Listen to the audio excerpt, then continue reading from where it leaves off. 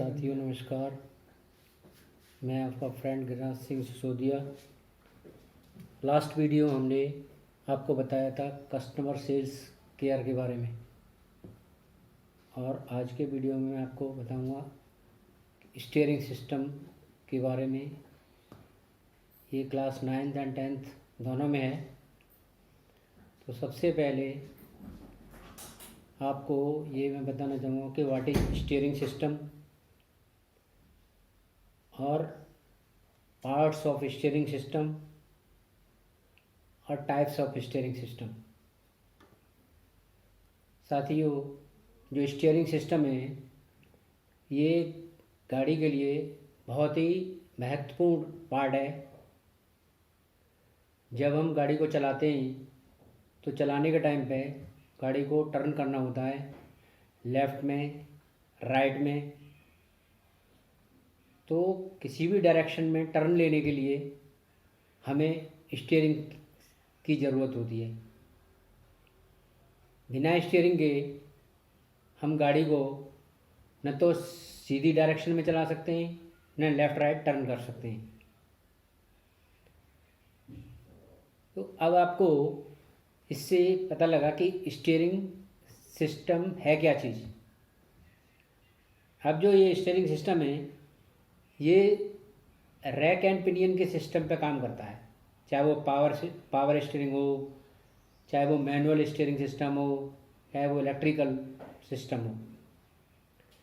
तो rack and pinion का समझने के लिए सबसे बेस्ट एग्जांपल है जो गन्ने का जूस निकालने वाली मशीन होती है, जो कि एक रेडी पर रख के जगह जगह घूमता रहता है।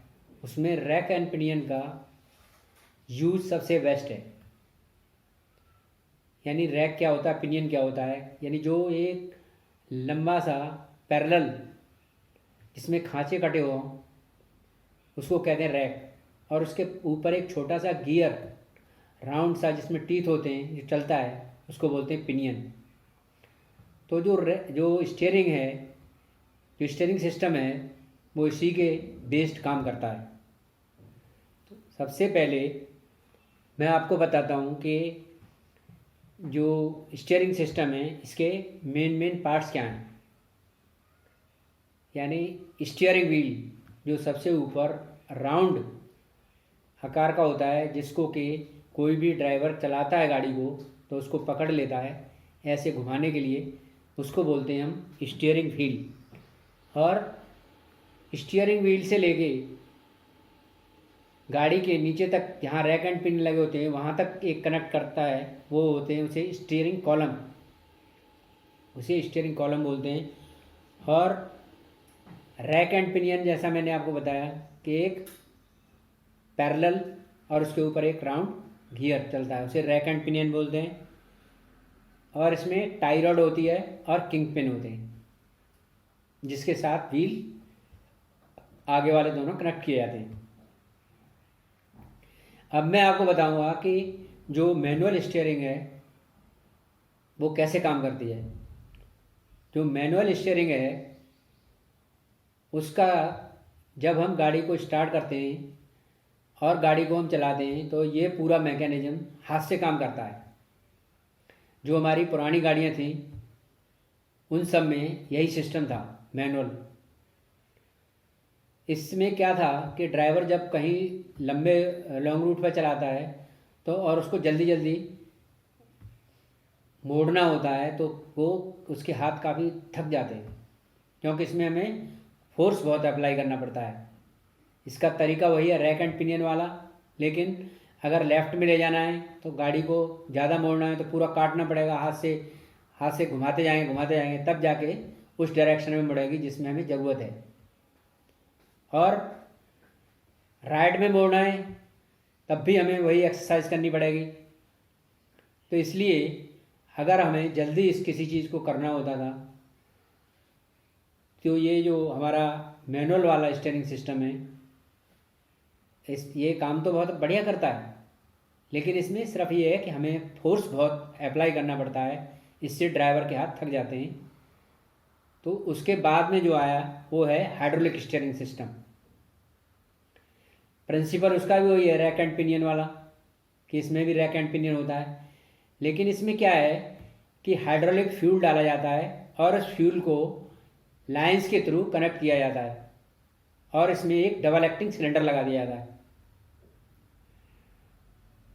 अब क्या होता है कि जो हाइड्रोलिक फ्यूल है, जब भी हमें लेफ़्ट को मोड़ना है तो राइट साइड से सिलेंडर अपने आप ऑटोमेटिकली उसको मोड़ देता है, यानी पिनियन को रैक के ऊपर चलाता चला जाता है।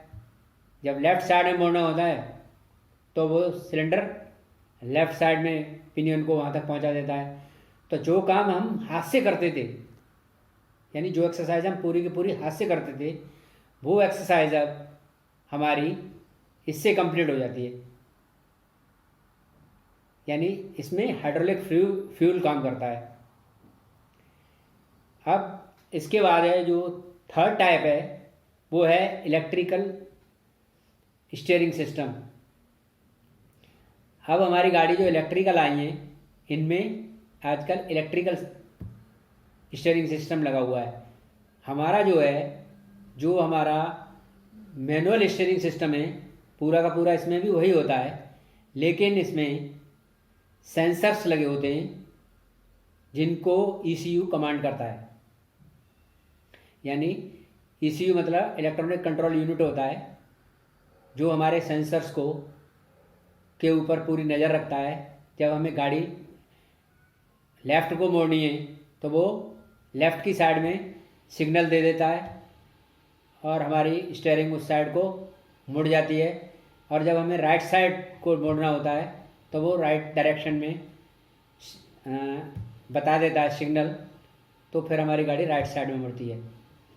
इसमें क्या है, इसमें हाइड्रोलिक फ्यूल वगैरह कुछ नहीं होता। इसमें एक सिंपल मोटर होती है और वो मोटर एक जो रैक एंड पिनियन है उसके साथ इस तरह से अटैच होती है कि जिस साइड में ज़रूरत होती है वो उसी के अकॉर्डिंगली उसको आगे के लिए धकेल देती है, आगे बढ़ा देती है। और ये सारा जो कंट्रोल होता है पूरा का पूरा, ये सब सेंसर्स को कंट्रोल करते हैं।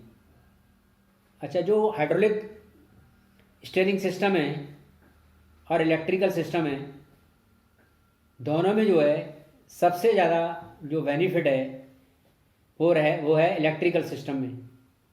इलेक्ट्रिकल स्टीयरिंग सिस्टम में यह है कि जो हमारी गाड़ी है, जब हमें स्टीयरिंग सिस्टम की ज़रूरत होती है वो सिर्फ तभी चलता है, और जब हमारी ज़रूरत हट जाती है तो वो ऑटोमेटिकली ऑफ हो जाता है।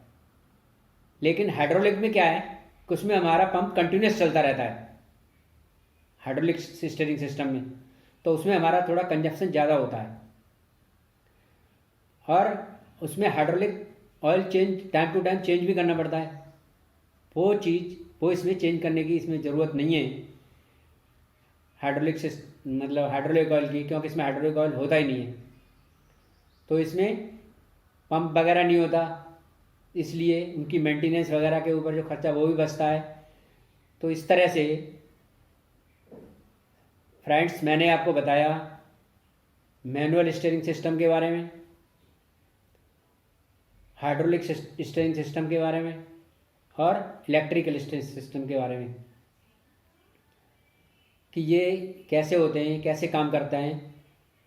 मुझे उम्मीद है कि आपको जो है ये मेरा वीडियो पसंद आया होगा। अगर आपको स्टीयरिंग सिस्टम कुछ समझ आया है तो आप इसको वीडियो को लाइक करें और इसको सब्सक्राइब कर दें, ताकि मेरे जो लेटेस्ट वीडियो हैं वो आप तक पहुंच सकें। साथियों, मैं आपको एक चीज़ और बता रहा हूं कि मैं 9th class 10th class 11th 12th की जो भी ऑटोमोटिव के सिलेबस में CBSE का कोर्स है, मैं उसके अकॉर्डिंगली अपनी वीडियो शेयर करता रहता हूं। तो आप जो है इस चैनल को सब्सक्राइब करना न भूलें। Thanks for watching. जय हिंद, जय भारत।